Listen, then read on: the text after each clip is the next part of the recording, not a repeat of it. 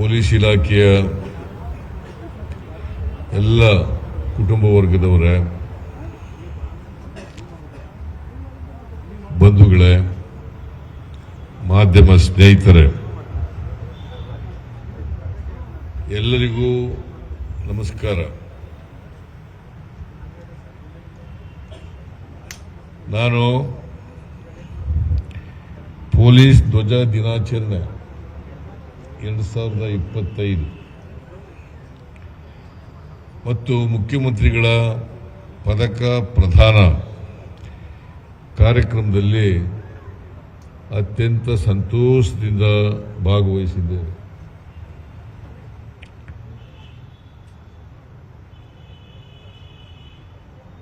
ಈ ಸಂದರ್ಭದಲ್ಲಿ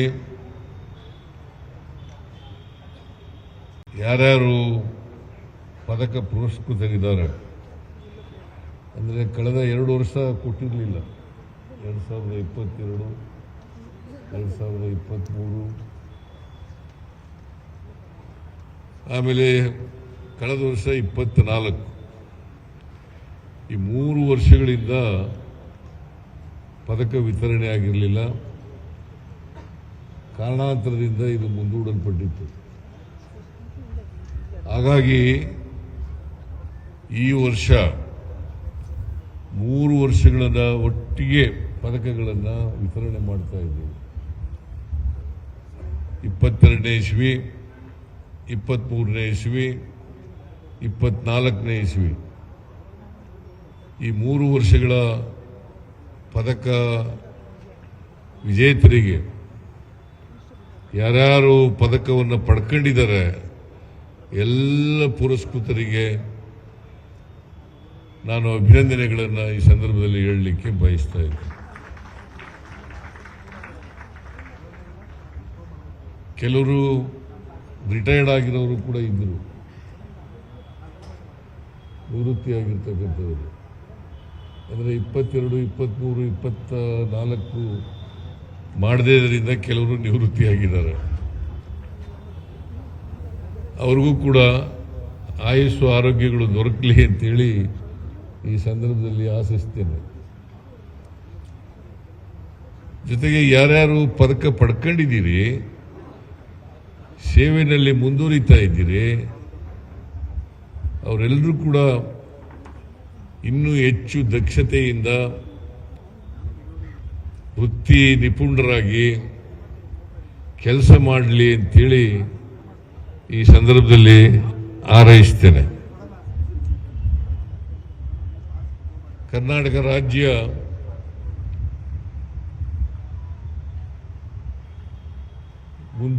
ಮುಂದುವರಿದ ರಾಜ್ಯಗಳಲ್ಲಿ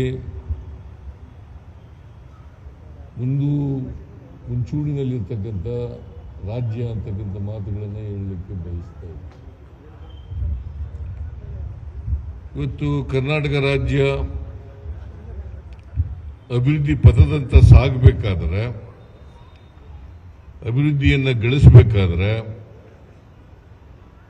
ಪೊಲೀಸ್ ಇಲಾಖೆ ಮಹತ್ತರವಾದಂಥ ಪಾತ್ರವನ್ನು ವಹಿಸ್ತದೆ ಅಂತಕ್ಕಂಥ ಮಾತುಗಳನ್ನು ಈ ಸಂದರ್ಭದಲ್ಲಿ ಹೇಳಲಿಕ್ಕೆ ಬಯಸ್ತಾ ಇದ್ದೀನಿ.